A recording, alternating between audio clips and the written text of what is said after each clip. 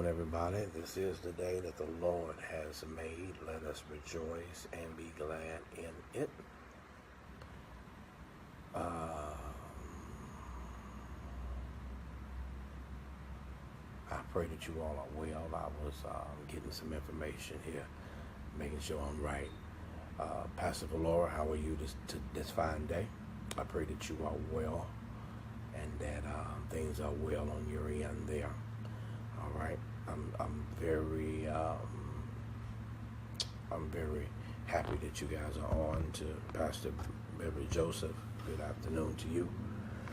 To all the great saints of God that are here on this fine day, thank you very much. Can y'all hear me? I'm trying to be loud as I can. Hold on for a second. My voice is kind of tired, so there we go. I cut it up. There we go. All right, good. Okay. Very good. Let me start. I believe this is going to be good and impactful. I got to unpack this quickly. I want to tell you, not all storms come to disrupt your life. Some come to clear your path. Not all storms come to disrupt your life. Some actually come to clear your actual path. I want to say, forthrightly as I come out the gate, if you never lived through a storm, you won't know what I'm talking about. But I believe that there are some people listening to me right now in this very moment that can thank God for some of the storms that you have been through. We know the old saying, trials come to make you stronger.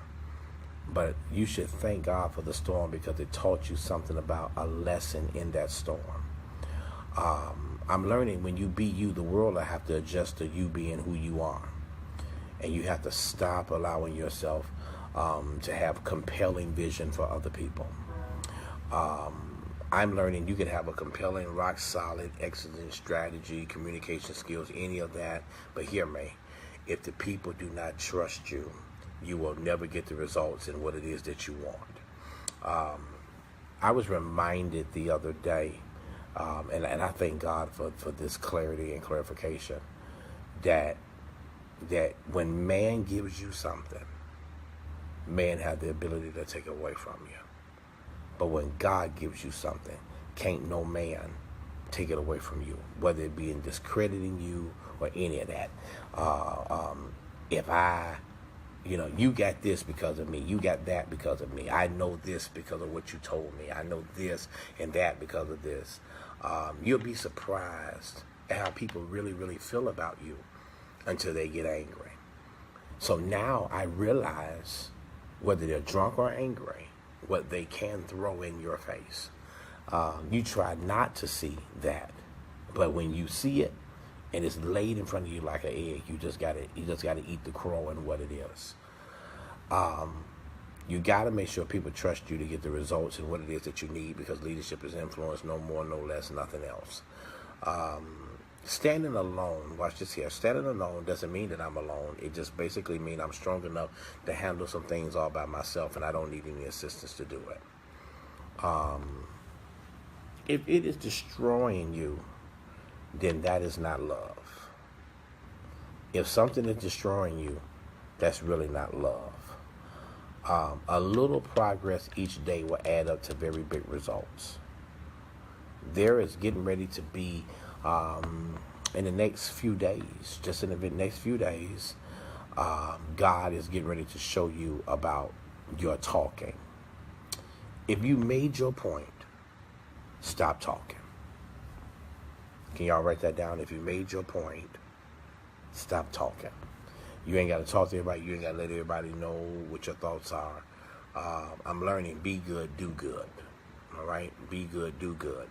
Gossip dies, and I think I said this last week. Gossip dies when it hits a wise person's ear. You allow that spirit to stop and to reset his own self. When you move into the things of God, into the power of things of God, especially those of you that are in leadership, those of you that are in certain places in life, you know that you are on the right track when you become uninterested and always looking back. All right. Some things that you have to do, you just have to just stop, evaluate it, and see. If you keep trying to prove something to somebody who's not trying to hear you, you're going to find yourself on the other side of the comma, finding yourself getting more angry, more upset as we go. What if everything you are going through is preparing you for what it is you asked for? That's a mighty wind of God that just said something right there. What if everything that you are going through is what's actually designated or designed to prepare you for what it is you've been asking God for? You asking God for overflow. You don't think for 1 minute God goes send you through the valley to see if you can go through the season of without? You want to carry the mantle of God. You didn't think that you were going to have to go through the warfare and all that. Quit always thinking everybody are witches and warlocks. Quit saying all that. Everybody ain't no witch. Everybody ain't no warlock. And if that's all you see, maybe you know the spirit well because you still identify with some of the residue of it still being on you. But sometimes we gotta move to a place, people of God, to where I'm learning, and this is what I learned how to thank God for.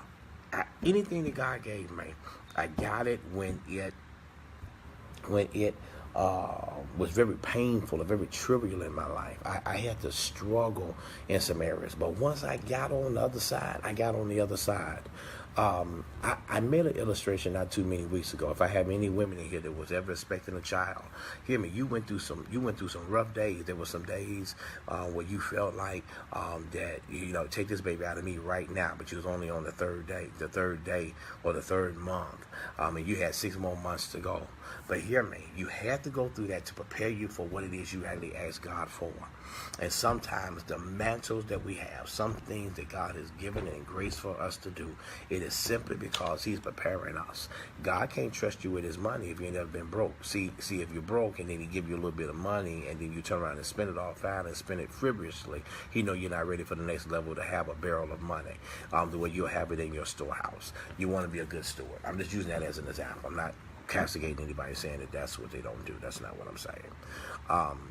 But today I want to say to you, while I'm sitting here in this boardroom, you have to train your mind to be stronger than your emotions, or else you're going to lose control. You're going to lose some serious control. So you got to make sure that your mind is trained for the thing that you are looking for God to actually do in your life. I'm now in the season of intelligence. I'll tell you what I mean by that. I'm in the season of intelligence, to where it's my law of attraction is going to work for me. Remember the other day I said, make your dreams want you. But hear me, you got to have the law of attraction. So what about you attracts other people to you? If all you know is a bunch of gossip and that's what's attracting you, I'll tell you right now, you're not going to last very long. You got to know your laws of attraction. You got to train your mind to be stronger than your emotions. And too many people, they're so busy walking in their emotions, always got their feelings on their sleeve, always feeling some kind of way, always finding something negative to say, where they don't see anything good. I want to tell you, you got to be at a place where you never stop.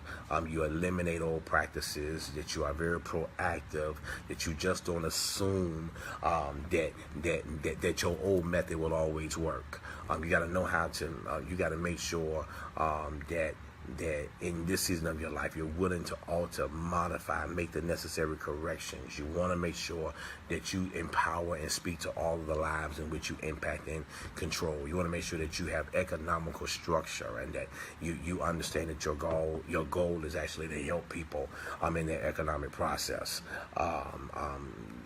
Your worth is very important. Your worth is very important. And God wants to do something so powerful and insightful, but can He do it if He can't trust you? So I want to just drop these few little seeds into you to help you move into the things of God and move into the caveat of your breakthrough and your shall be. As I leave you today, I want to say this: stop hating yourself for everything you are not, and you got to learn how to start loving yourself for everything that you already are. Did y'all catch that? Stop hating yourself for everything that you are not. And you got to start loving yourself for everything that you already are. God says that People can see your struggle, but one thing they should never do is see you quit. I heard you, Holy Ghost. So your mind is very powerful. Fulfill it with positive thoughts. It'll change your life. It'll change your structure. It'll change your obedience. Watch the power of God move in your life, starting in the next 24 hours. God's counting on you, and so am I.